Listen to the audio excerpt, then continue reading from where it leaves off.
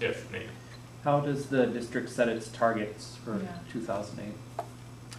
How the district, any school district sets its targets in terms of the academic achievement, it is through the State Department of Education, Minnesota Department of Education, under the No Child Left Behind federal legislation. So as I mentioned, each year, the percentage of students who should be proficient in each of the 2 areas, and now the 3 areas with science, increases as we move toward 100% proficiency by 2014. So all of the district goals are set under that benchmark.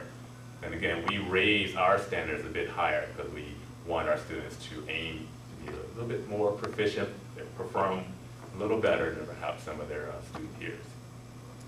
Yes, Mary? I heard you say the name Webster, and that was the word I was searching for in my mind, because I was thinking back when I taught reading at Bloomington, and I was in a program where the directors had developed it. I was just a follower. But what they trained us to do was a certain method, and we got a certain population, and we almost brought them even to the top group, but we took a different path. And we had few, if any, non-readers. They were more serious special ed kids in the whole district, and people were coming from everywhere. And one of the places that they were invited to go was Webster. And they really got in there and turned it around. And I'm just curious, whatever, if it's sustained or if it fell by the wayside in terms of, because in reading, different methodologies come and go. Yes. And they matched the brain need to the instructional styles. Oh, yes. I thought that was an excellent program. I'm not sure if that particular program. Project Read it was called. I'm sorry? Project Read it was called. Project Read, okay. Yeah, I'd just be curious to know if that died or if it's still alive. I'm not acquainted Project Read itself is still being used or implemented at Webster or any of our elementary schools. Right now across the district, the main reading focused program that's used is called Reader's Workshop. And that is a pretty aggressive program where we're making sure all of our students are reading at their grade level, whatever grade they're in, and encouraging them to even go 1 or 2 grade levels above their current grade level. And from what I've observed, that's been an excellent program, and we're trying to implement that too. I have heard of Project Read, and I'll have to check to see if yeah, we used to hear stories and the names of the kids and what they were doing. I mean, I used to hear this all the time. Yeah. But I never set foot there. Oh, great. I had a personal investment in that. All right. Probably was a good program. Other questions?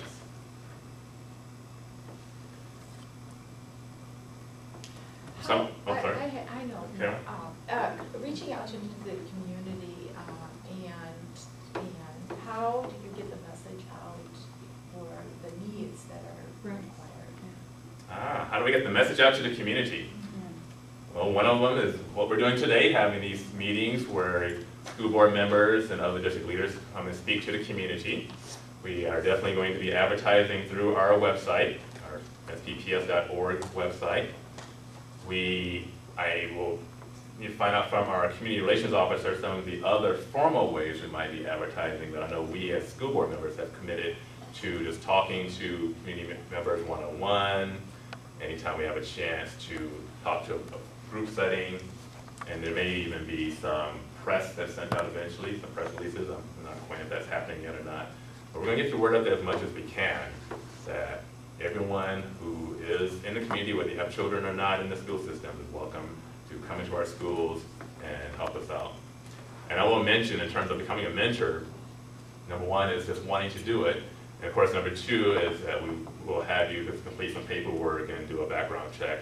But that's a great thing because we want everyone to know anyone interacting with our children will be there for positive purposes and the child will be safe. And I'm sure all of you as community volunteers can welcome that. Mary, did you have a question, Mary Jo? Or is that? Yes, if there's time. How you spoke that there's different levels of mentoring. Do you have a feel for the time commitment for those different levels? Sure. Yeah. Time commitment for mentoring does vary depending on which program you get in. For my own Chosen to Achieve program, the leader asked us to plan to meet with our student twice a month for half an hour to an hour, depending on the student's class load and how their class schedule works out. So I meet with my student twice a month for half an hour during the last here to this day before he goes home. Other programs, like Multicultural Excellence Program, I believe, is as it works out for you, you come and meet with students as often as possible. Sometimes you meet with more than one student, depending if they have a group project going. Some of the other programs depends, sometimes they're more project specific, so they might need you more, say in the fall or in the winter, if there's a big spring project coming up.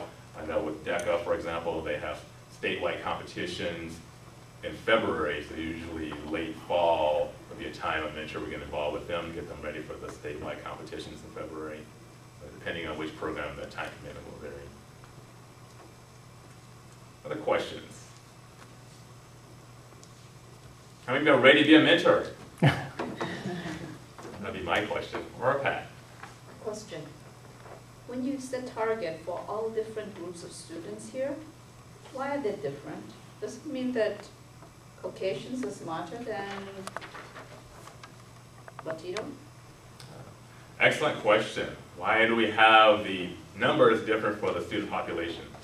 It has been experienced across public education in particular, and education in general, that Caucasian students who come from a background of not in poverty, so middle class and higher, tend to perform better academically on standardized tests in particular. And there are all kinds of reasons why that may or may not happen. What we're aiming to do as part of the school district is move all of our students up to that level. So we do use the proficiency of the test scores of the Caucasian student population as the benchmark, comparing our other student populations. We've had challenges in St. Paul Public Schools with the performance of our African American students and Latino students in particular, and also our students of low poverty and special education. And so we're working on teaching methods and what we can do in the classroom, in the school building, and working with our community partners to help students from those populations to perform better and to do better, especially on standardized tests. And that's something too you may be able to offer as a mentor, as a way to help your student to handle a standardized test and that type of measured learning. Yes. I will close by thanking each one of you for being interested in what happens with the future and educational lives of our students. I encourage all of you to think about what you can commit to time-wise to be a mentor to help one of our students, whether it's in St. Paul schools or in a school in the city where you live.